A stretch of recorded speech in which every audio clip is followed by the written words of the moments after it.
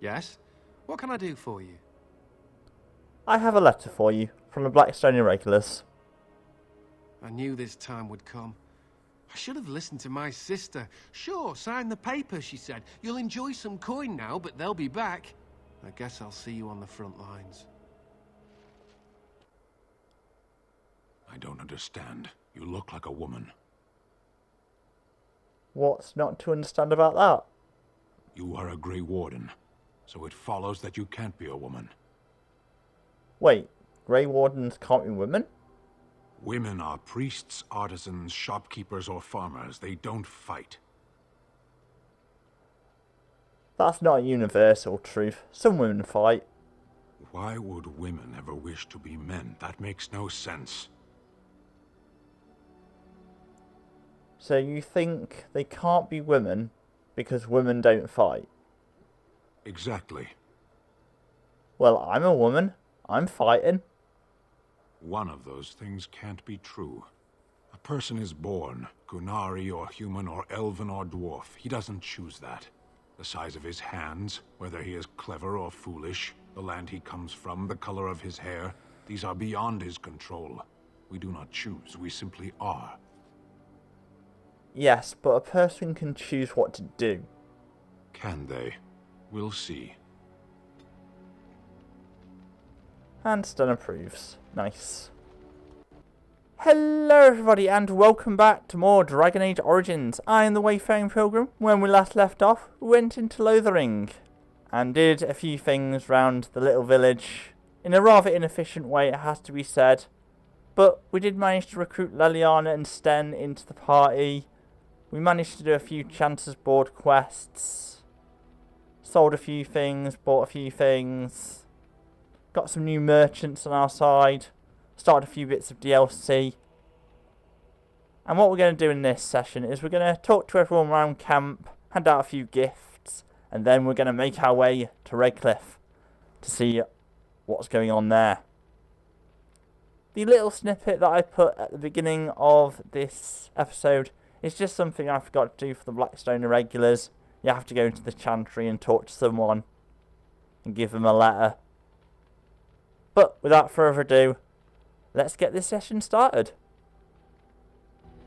So first of all, we're going to hand out some gifts. So if I can actually remember how to use the menus in this game.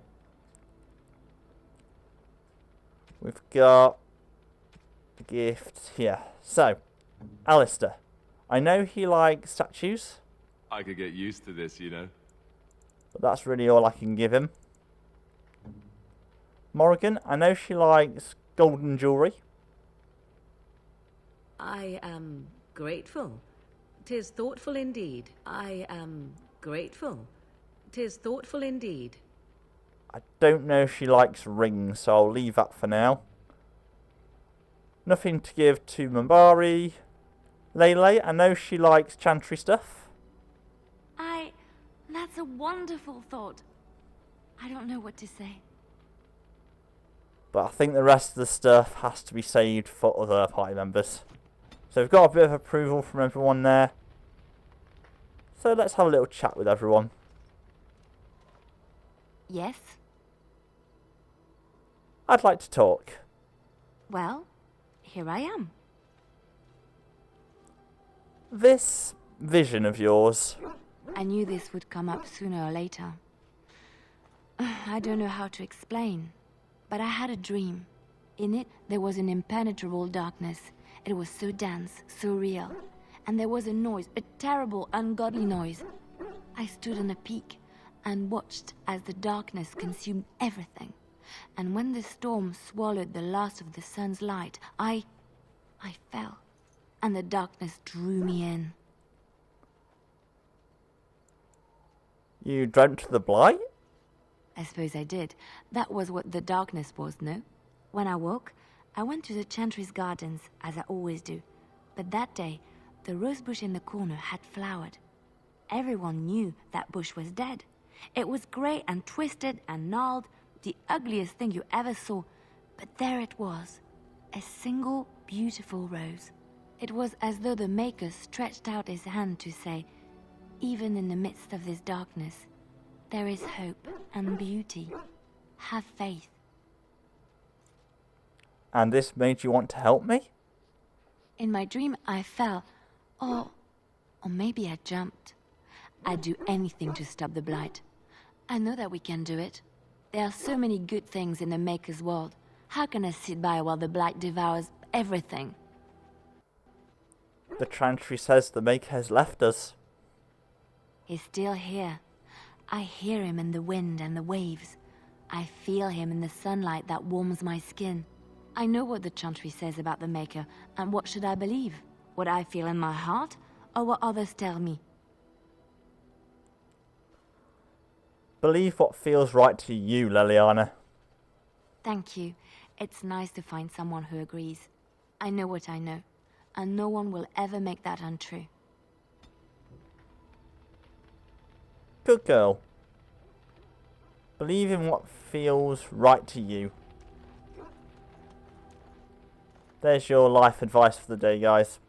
Alistair, What do you need? do you want to talk about Duncan? You don't have to do that. I know you didn't know him as long as I did. I just thought you might need to talk. That's all. I should have handled it better. Duncan warned me right from the beginning that this could happen. Any of us could die in battle. I shouldn't have lost it, not when so much is riding on us, not with the blight and everything. I'm sorry. Look, there's no need to apologise, dude. I'd like to have a proper funeral for him. Maybe once this is all done, if we're still alive. I don't think he had any family to speak of. He had you. I suppose he did. It probably sounds stupid, but part of me wishes I was with him, in the battle. I feel like I abandoned him. He saved your life by sending you to the tower. Yes. I know. I think he came from High Ever, or so he said. Maybe I'll go up there sometime. See about putting up something in his honor. I don't know. The Dalish don't practice cremation, do they? How do your people honor your dead? We bury them and then plant a tree over their remains. That sounds quite beautiful. Life springing from death. Thank you. Really, I mean it. It was good to talk about it, at least a little. Maybe I'll go to High Ever with you, when you go. I'd like that. So would he, I think. And there we go, some approval. Stan, have anything to say, buddy? Why are we stopping? We're working together. I think I should get to know you. There are darkspawn to be fought. Is this delay needful? I need to know if I can trust you at my back. I am Kunari. I have given my word to aid you. We are not people of idle promises. I've never seen a Kunari before. Tell me about your people. No. Please? People are not simple. They cannot be summarized for easy reference in the manner of... The elves are a lithe, pointy-eared people who excel at poverty. Whoa! Easy on the elf hate, dude. Come on. No need for that. A little hostile, aren't we? Many humans have said that to me. I do not understand it. If I were indeed hostile, you would be bleeding. So this is you being calm and helpful. Couldn't you tell? You know what? Just follow orders and you'll do fine. As you wish. There's no talking to someone like that. Morrigan, anything to say? What do you wish of me? I'd like to ask you something. If you must. Is Flemeth really what she seems to be? Well, that depends, does it not? What does she seem to be? An old woman.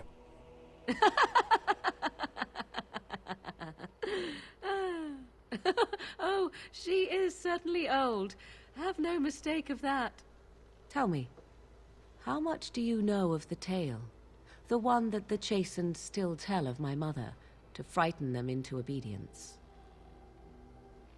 I've heard a little of it. No doubt such a tale has mutated much over time and telling. I can relay what Flemeth once told me herself, and you can decide whether or not 'tis the truth, if you desire. Sounds interesting. As the tale is sung by the bards, there was a time when Flemeth was young and beautiful, a fair lass in a land of barbarian men, the desire of any who saw her. I've heard this part.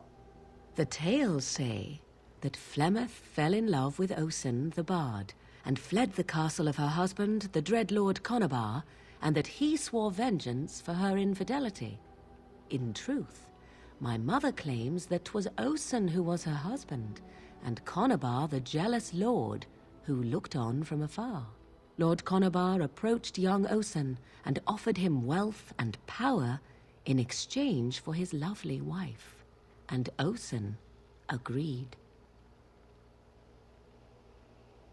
He sold his wife to another man? The life of a bard is a poor one, and love fades in the wake of hunger. 'Twas Flemeth who suggested the arrangement. All would have been well had Lord Conabar kept his end of the bargain. But he was a foul man who bargained with coin he did not possess. Osen was led off to a field and slain, left for dead. Flemeth spoke to the spirits and learned of the deed, and swore revenge. She spoke to spirits, or demons. Spirits first, and 'twas they who slew Conabar. Flemeth did not turn to the demon until much later. Lord Conabar's allies chased Flemeth, you see. Chased her to the wilds, and there she hid. There she found the demon, and he made her strong. The legends all speak of the great hero Cormac, he who defeated Flemeth and her great army when she invaded the lowlands centuries later. All lies. Which, she never invaded, or they never defeated her? The truth of the matter is that there was never an invasion. As Flemeth tells it, the Chastened never raised an army under her banner, and she never fought with any warrior named Cormac. Cormac led a brutal civil war against his own people, and later claimed it was to vanquish evil that had taken root amongst the lords. Thus, he was hailed a hero. Flemeth was only attached to the legend much later. Perhaps 'twas due to the great war with the Chastened that eventually came, but Mother claims not to know how it began. Do you believe her version? I do not believe everything that Flemeth claims. Oft it seems her bitterness has coloured her memories. But on the whole, yes, I believe this tale, if not all. How is it that Flemeth has survived for so long? The demon within her has transformed her into something else. An abomination, perhaps some would say. I know not. I only know my mother is clever, and she is part of the wilds as it is part of her. But she is no immortal. She bleeds. A blade in her heart would kill her like any other, were it lucky enough to find her. Aren't abominations usually insane horrors? How often is this usually? Always? If not always, then when is it not true? There are more things in this world and the next than you or I could ever hope to understand. What Flemeth became is a mystery. I suspect, even to her. The legend tells of Flemeth having many daughters? You ask if I have sisters. I have asked of this myself. The stories tell of many witches of the wilds, after all, not just the one. And these tales existed long before I did. Flemeth refuses to speak of other daughters, if they existed. So, should I believe I am her first? I doubt that too. Why would she refuse to speak of them? The Chastened tell of a falling out between Flemeth and her daughters. They say that one day she hunted them all through the wilds and ate their hearts. It may be true. I have never seen another witch or heard of one. Perhaps one day Flemeth will eat my heart as well. An interesting story, thank you. Flemeth tells it with far more embellishment than I, but you are welcome. Dare I ask of your own mother? Few are abominations of legend, 'tis true, but I find myself curious nevertheless. My mother died a long time ago. Ah, then you have my sympathies for what it is worth. Which is very little, I am certain. It matters not. Let us move on. That's such a generic story, though. Parents dying a long time ago. Ah, well. Off screen, I bought some corruptor agent, I believe. I actually can't remember if I did that. I better check. Yep. 20 corruptor agent. So when we get to poison making level 2, we'll be able to make some bombs. But I need improved poison making for that. We'll get it eventually. Let's see what my dog has to say. Oh, why, you little... What? Your furry friend here took offense at me getting near his food. He snapped at me, look. That was a warning. He could have taken a hand off. Don't you think I don't know it? Sometimes I forget that he's a war dog. That'll teach me. Why were you going near my dog's food, though? That's what I want to know. Anyway. World map. And we're going to go with the dream team. Me, Yes. Alistair, Indeed.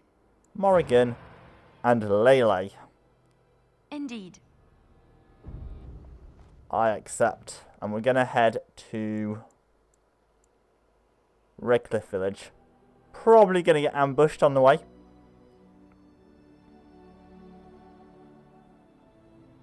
No, I made it. Well, there you go. Lucky me.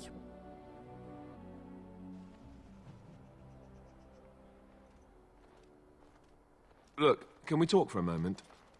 I need to tell you something. I should probably have told you earlier.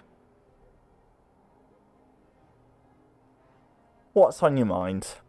Well, let's see. How do I tell you this? We're almost at Redcliffe. Did I say how I know Al Eamon exactly? I think you said he raised you? I'm a bastard. My mother was a serving girl at Redcliffe Castle, and she died when I was born. Al Eamon took me in and raised me before I was sent to the Chantry. The reason he did that was because... well, because my father was King Marek, which made Kaelin my half-brother, I suppose. So, you're not just a bastard, but a royal bastard. Ha! Yes, I guess it does it, that. I should use that line more often. I would have told you, but it never really meant anything to me. I was inconvenient, a possible threat to Kaelin's rule, and so they kept me secret.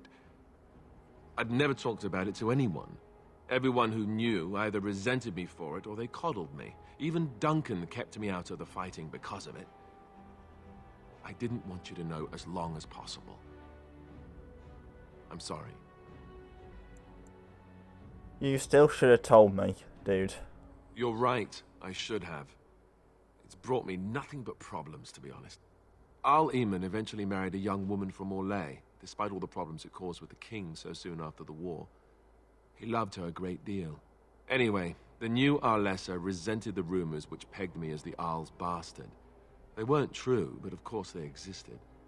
The Arl didn't care, but she did. So off I was packed to the nearest monastery at age 10. Just as well. The Arlessa made sure the castle wasn't a home to me by that point. She despised me. You were probably luckier than most orphans, to be fair. I suppose you're right. I wasn't raised as the Arl's son, though. If you're picturing that, I slept in hay out in the stables, not on silk sheets. I remember I had an amulet with Andraste's holy symbol on it. The only thing I had of my mother's. I was so furious at being sent away, I tore it off and threw it at the wall, and it shattered. Stupid, stupid thing to do. The Owl came by the monastery a few times to see how I was, but I was stubborn. I hated it there and blamed him for everything. And eventually, he just stopped coming. You were young. And raised by dogs. Or I may as well have been, the way I acted. But maybe all young bastards act like that, I don't know. All I know is that the Arl is a good man and well-loved by the people. He also was King Kaelin's uncle, so he has a personal motivation to see Loghain pay for what he did. So there you have it. Now can we move on? And I'll just pretend you still think I'm some nobody who was too lucky to die with the rest of the Grey Wardens. And what does that make me? Some nobody who was too lucky to die with the rest of the Grey Wardens. Welcome to the club. Thanks. Thanks, Alistair. And Alistair approves, which is always good. I want to get good approval with all the party members. You get buffs if you do well enough. I thought I saw travelers coming down the road, though I scarcely believed it. Have you come to help us? What do you mean? Is there a problem? So you don't know? Has nobody out there heard? I've heard Arleman is sick, if that's what you mean. He could be dead for all we know. Nobody's heard from the castle in days. We're under attack. Monsters come out of the castle every night and attack us until dawn. Everyone's been fighting and dying. Apparently everyone seems to agree that a blight is the perfect time to start killing each other. Marvelous, really.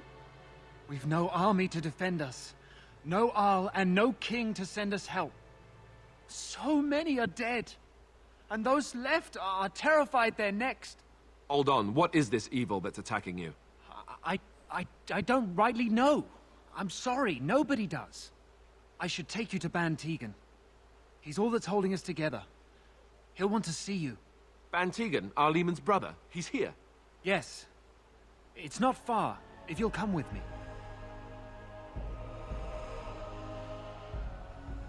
Serious stuff going down in Redcliffe then.